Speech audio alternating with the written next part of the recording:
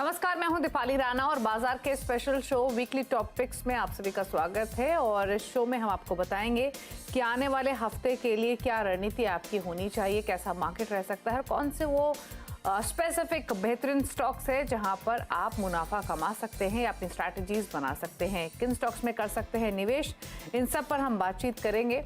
और हमारे साथ दो मेहमान मौजूद रहेंगे जो आपकी हेल्प करेंगे अगले हफ्ते की प्लानिंग और साथ ही साथ इन्वेस्टमेंट स्ट्रैटेजी बनाने के लिए। जूजिस फाइनेंशियल सर्विसेज के senior vice president Gaurang Shah और साथ ही sharmilajoshi.com की शर्मिला जोशी हमारे साथ मौजूद हैं। आप दोनों का भी स्वागत है इस शो में और आउटलुक लेंगे, लेकिन पहले लेकर आते हैं डेटा आपके सामने इस हफ्ते का। पहले दिखाते हैं आपको कि मार्केट की परफॉर्मेंस कैसी रही है इस हफ्ते के दौरान और उसके बाद समझेंगे कि अगले हफ्ते मार्केट की जो चाल है वो कैसी रहने की एक्सपेक्टेशंस हैं।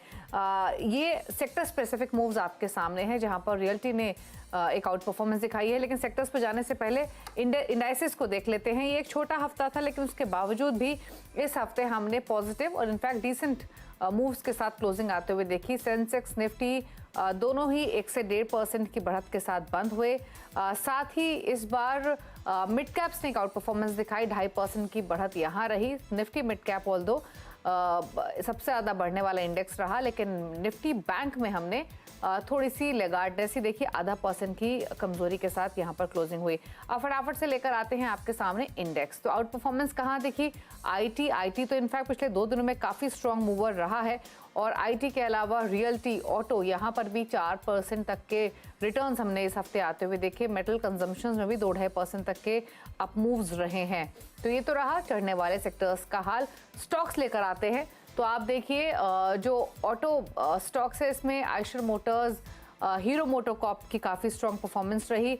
और इनफैक्ट अगर हम बात करें हीरो मोटोकॉर्प की तो कल खबर भी आई थी, काफ़ी स्ट्रॉन्ग फेस्टिव सेल्स इनकी रही हैं रिकॉर्ड हायर लेवल्स पर, तो उसका बेनिफिट आते हुए दिखा हीरो मोटोकॉर्प को। आयशर मोटर्स 9% ऊपर रहा। कोल इंडिया, टेक महिंद्रा, टीसीएस में भी हमने 5 से 7% तक की बढ़त बनते हुए देखी है।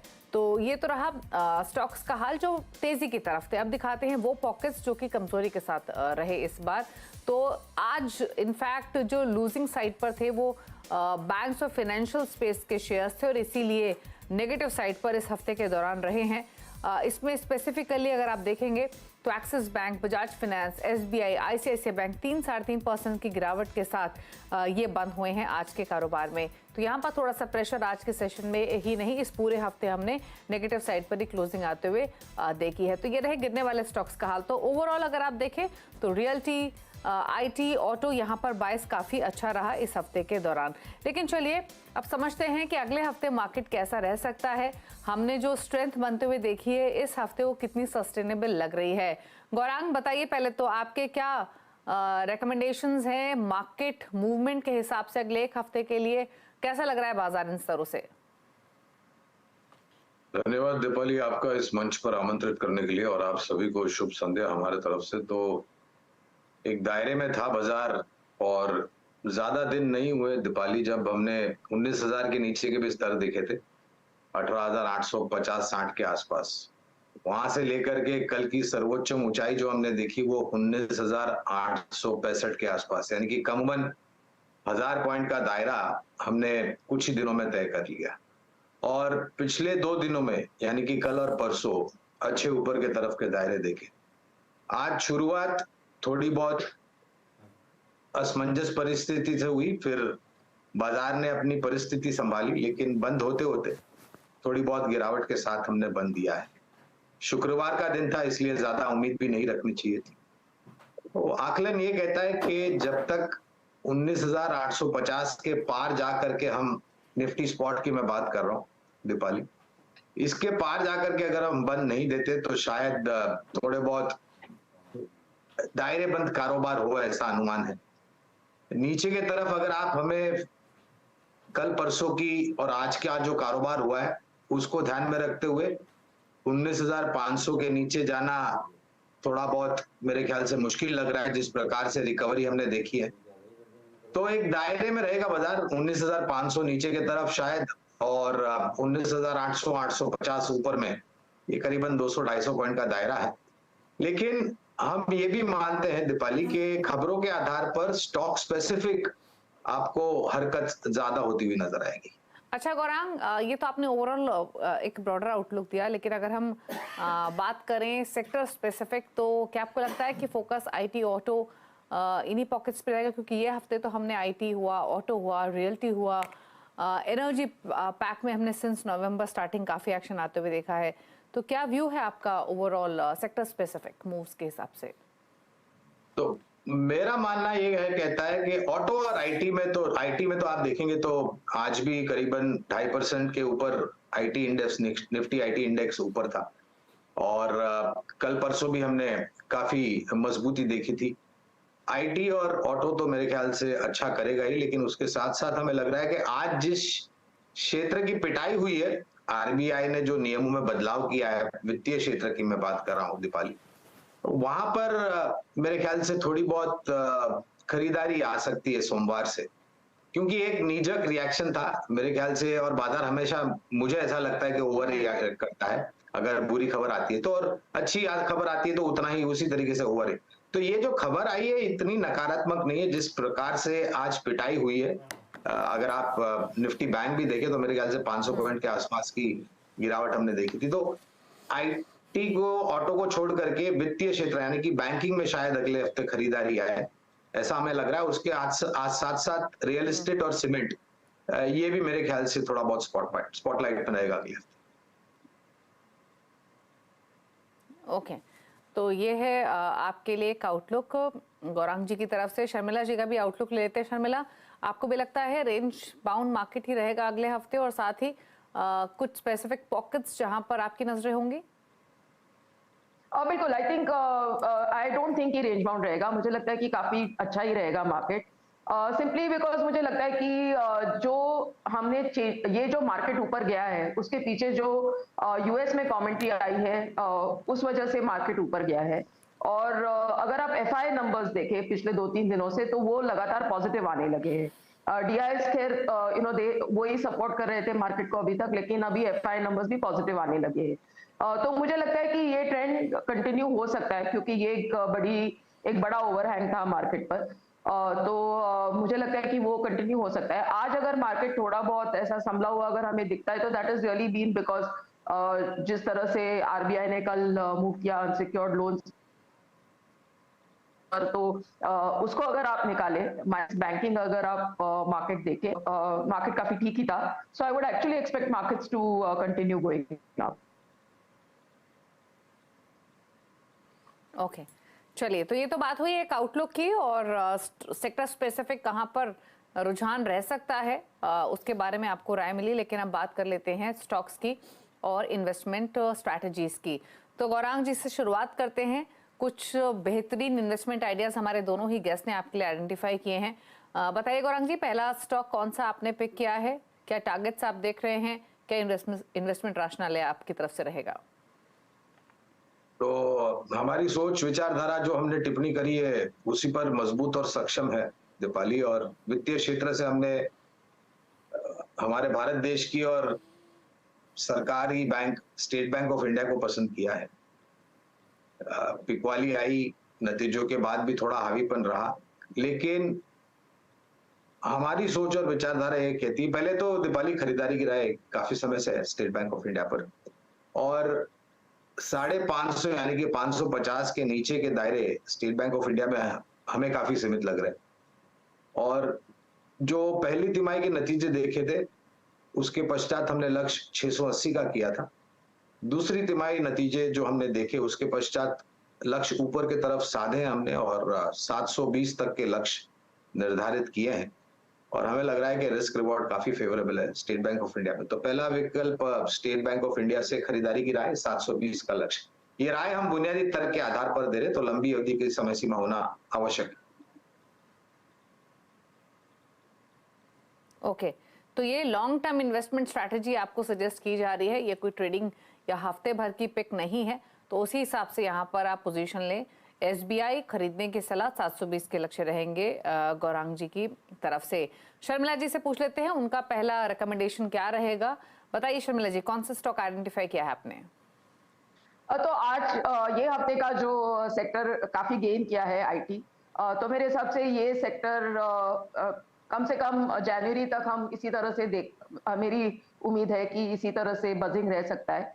तो उसी से मैंने एक स्टॉक चुना है, LTI Mindtree.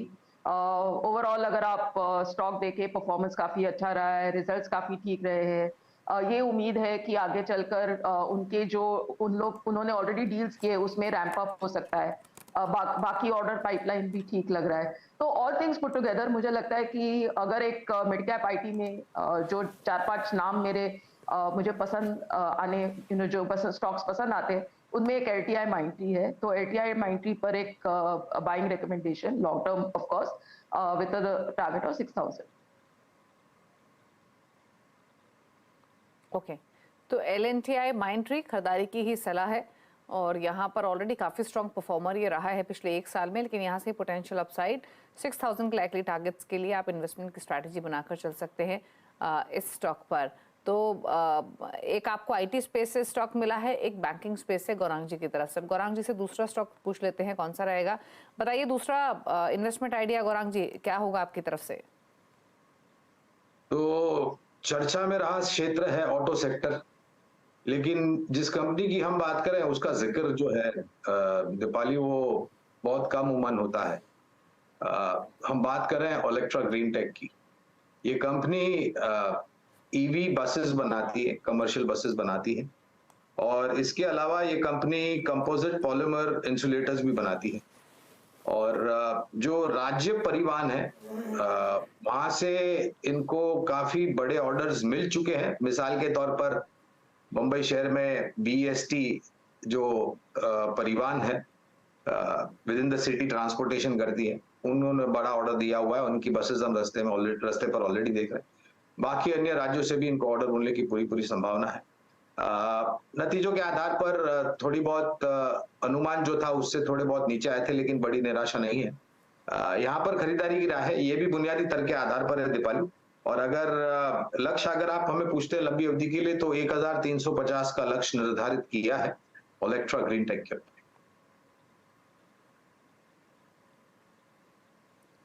Okay, Olectra green take पर खरीदारी की सलाह 1350 के टारगेट के लिए। अच्छा गौरांग जी, एक चीज और, ऑटो एज अ सेक्टर आपको कैसा लग रहा है यहाँ से? क्योंकि यहाँ हमने आप फेस्टिव सेल्स देखिए, मंथली सेल्स नंबर्स देखिए, Q2 की परफॉर्मेंस देखिए, बेटर प्रॉफिटेबिलिटी हमने पूरे सेक्टर में आते हुए देखी है। फिर चाहे कॉस्ट एफिशिएंसी बढ़ती हुई दिखाई दी हो कंपनियों की, या फिर रॉ मटेरियल की तरफ से सेविंग्स हो रही हो। अभी भी ज़्यादातर प्रोडक्ट्स पर 4 व्हीलर सेगमेंट में स्पेशली आपको भारी वेटिंग दिखाई देगी। तो यानी पूरी डिलीवरीज भी अभी नहीं हो रही, उसके बावजूद भी वॉल्यूम्स ठीक ठाक हैं। स्टॉक अप्रिसिएशन ऑलरेडी हम देख चुके हैं दिग्गजों में, फिर चाहे वो मारुति हो, हीरो मोटो हो, बजाज ऑटो हो। कैसे देखते हैं ये पूरा स्पेस? स्टीम अभी भी नजर आती है? बहुत जोरदार स्टीम नजर आती है हमें तो दीपाली। और दिल्ली में आज इस साल की शुरुआत में जनवरी में मेरे ख्याल से 2023 में ऑटो एक्सपो हुआ था। मेरे ख्याल से आप वो शो कवर भी करते हैं दीपाली, ऑटो शो। तो हमें लग रहा है कि एक तो भारत सरकार के तरफ से काफी कुछ पहल की गई है भारत को एक बहुत बड़ा ऑटो मैन्युफैक्चरिंग हब बनाने के लिए। पिछले कुछ दिनों में हमने सरकार के तरफ से टेस्ला को भारत में लाने के लिए और उत्पादन क्षमता खड़ी करने के लिए और उत्पादन करने के लिए आमंत्रित किया गया, और उसके लिए जो जरूरी नीतियों में बदलाव करना होगा वो करेंगे। नितिन गडकरी जी, माननीय मंत्री जी, ने भी ये बात कही है भारत को एक मैन्युफैक्चरिंग हब बनाने के लिए। वेटिंग पीरियड निर्भर करता है आपको कौन सी सेगमेंट में कौन सा वाहन खरीदना है, वहां पर वेटिंग पीरियड है। ऐसा नहीं है कि आपको ऑफ द शेल्फ कोई गाड़ी मिल जाएगी। वेटिंग पीरियड वहां 2 wheeler, 3 wheeler, 4 wheelers, commercial vehicle, tractor and agri equipment, ये पूरा समीकरण अगर हम करते हैं तो हमें ऑटो क्षेत्र का भविष्य काफी उज्जवल लगता है। और इस साल में तो हालांकि सिर्फ 1.5 महीना रह गया है, कुछ लॉन्च होंगे या नहीं होंगे, लेकिन अगले साल हमारा अनुमान ये कहता है कि बहुत ही तीव्र गति से अलग अलग अवतार में, अलग अलग सेगमेंट में आपको नए लॉन्चेस होते हुए दिखाई देंगे। ओके, चलिए, तो ये तो ऑटो स्पेस की ओवरऑल बात हुई, लेकिन चलिए अब अगले इन्वेस्टमेंट आइडिया की तरफ बढ़ते हैं। शर्मिला जी, LNTI माइंडट्री के बाद दूसरी रिकमेंडेशंस क्या है? दूसरा नाम कंजम्पशन स्पेस से है, टाटा कंज्यूमर प्रोडक्ट्स।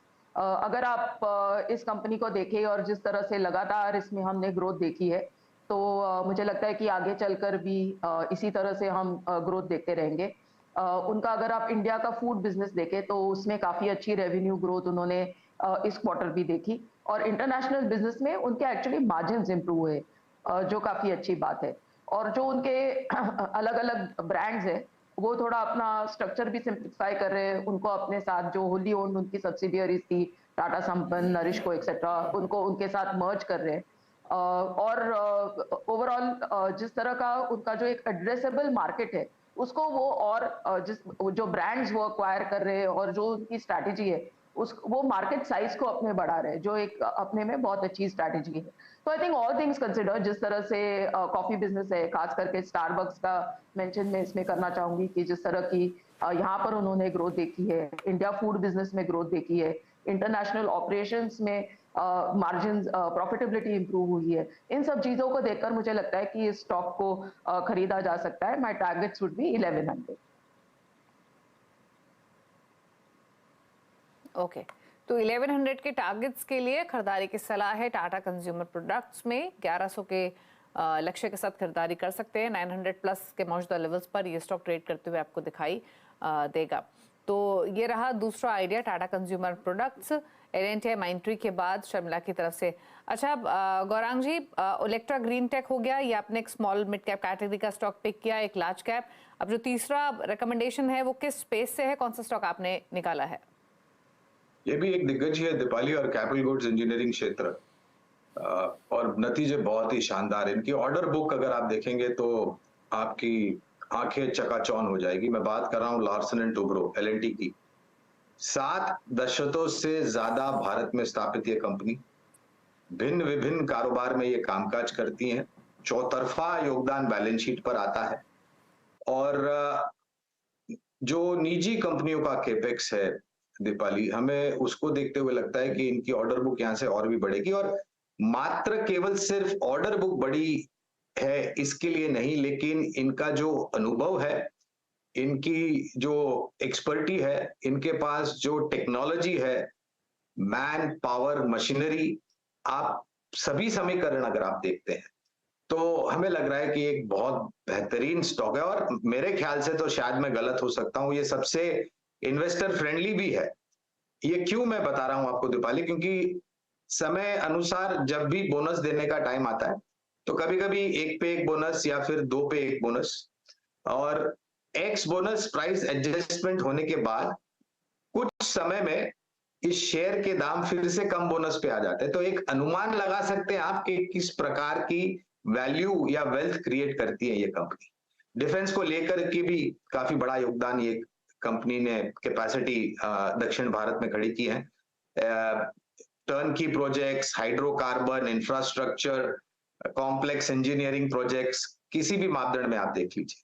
तो L&T पर खरीदारी की राय है, और लक्ष्य फिलहाल बहुत ही साधारण सा रखा है हमने, 3400 का हमारा पूरा अनुमान है और भरोसा है कि इस लक्ष्य को हम ऊपर की तरफ और लेके जाएंगे। चलिए, तो L&T 3400 के लक्ष्य के साथ खरीदारी की सलाह है। Again one of the strong performer रहा है ये लार्ज कैप कैटेगरी में। चलिए रुक रहे हैं इसी के साथ एक ब्रेक के लिए। ब्रेक के उस पर शर्मिला जी का एक और इन्वेस्टमेंट आइडिया आपके सामने लेकर आएंगे, क्विक रिकैप भी रखेंगे इन्वेस्टमेंट के लिए कौन सी पिक्स हमारे दोनों गेस्ट ने चूज की हैं। लेकिन एक ब्रेक के बाद जल्द वापस आते हैं।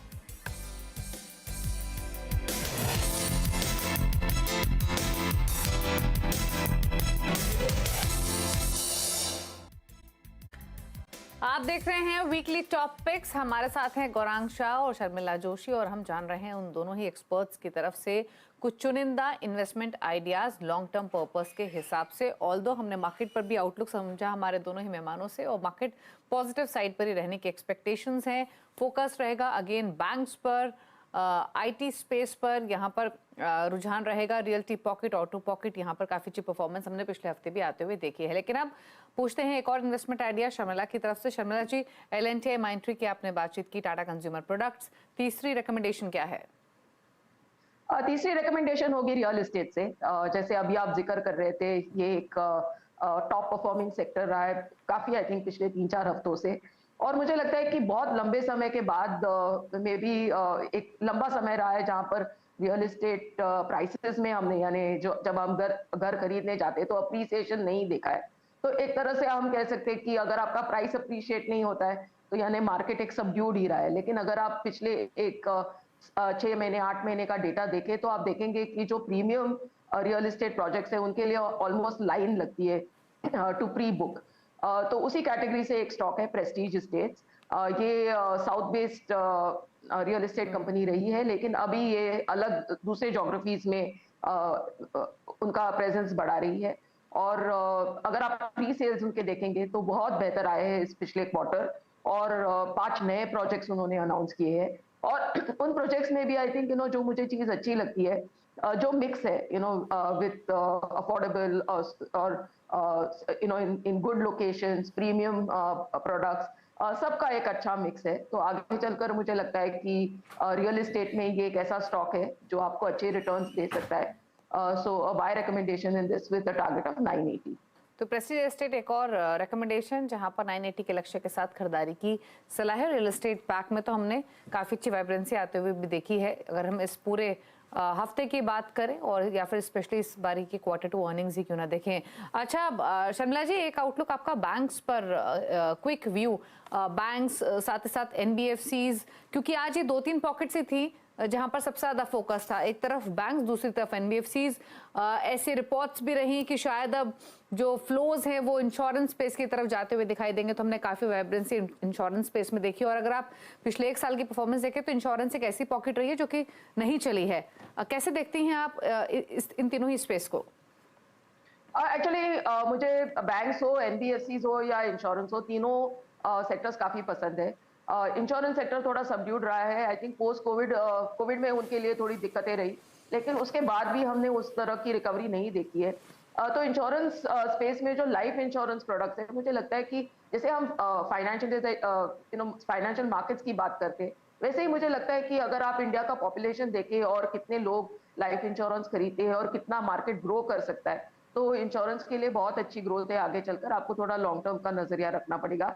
जहां तक बैंक्स और NBFC का सवाल है, आई थिंक जो RBI का लेटेस्ट मेजर आया, थोड़ा उसको समझना पड़ेगा, क्या इम्पैक्ट आता है वो देखना पड़ेगा, किस तरह से खास करके NBFCs उसको रिएक्ट करते हैं वो देखना पड़ेगा। Actually I was almost going to recommend Aditya Birla Capital today, जो मुझे काफी पसंद है एज अ स्टॉक, लेकिन मुझे लगा कि नहीं, थोड़ा रुकना चाहिए और देखना चाहिए कि how things sort of shape up. लेकिन मेरे हिसाब से पॉजिटिव ही हूँ मैं बैंक्स पर या NBFCs पर। सिर्फ मुझे लगता है थोड़ी क्लैरिटी अगर इमर्ज हो तो ज्यादा बेहतर होगा। तो ये आउटलुक रहा बैंक्स, NBFCs, इंश्योरेंस स्पेस पर। लेकिन आइडियाज़ आपको इन्वेस्टमेंट पर्सपेक्टिव से मिले हैं अलग अलग सेगमेंट से। चलिए क्विकली एक रिकैप आपके सामने लेकर आते हैं। गौरांग जी ने 3 स्टॉक्स आपको रेकमेंड किए हैं, शर्मिला जी की ओर से 3 आइडियाज़ आपके साथ शेयर किए गए हैं। पहले लेकर आते हैं गौरांग जी की रिकमेंडेशंस, जहां पर उनका भरोसा स्टेट बैंक ऑफ इंडिया पर है। यहाँ लॉन्ग टर्म के विजन के साथ आप खरीदारी करके चल सकते हैं। ओलेक्ट्रा, ग्रीन टेक और L&T, ये 3 पिक्स रहेंगे गौरांग शाह की तरफ से। वहीं अगर शर्मिला जोशी के ट्रेड्स आप समझेंगे, इन्वेस्टमेंट आइडिया समझेंगे, तो उन्होंने पिक किए हैं 3 स्टॉक्स, जहां पर L&T, माइंडट्री, साथ ही प्रेस्टीज एस्टेट और टाटा कंज्यूमर प्रोडक्ट्स। ये वो स्टॉक्स है जहां पर आप इन्वेस्टमेंट के नज़रिए से खरीदारी करके चल सकते हैं। लक्ष्य सभी की आपकी स्क्रीन पर है, आप नोट कर सकते हैं। तो चलिए, ये रही बेहतरीन 6 पिक्स हमारे दोनों ही गेस्ट की तरफ से। थैंक यू शर्मिला जी और गौरांग जी शो में आने के लिए और अपने इन्वेस्टमेंट आइडिया शेयर करने के लिए। Thank you so much, happy weekend. इसी के साथ स्पेशल शो में इतना ही, नमस्कार।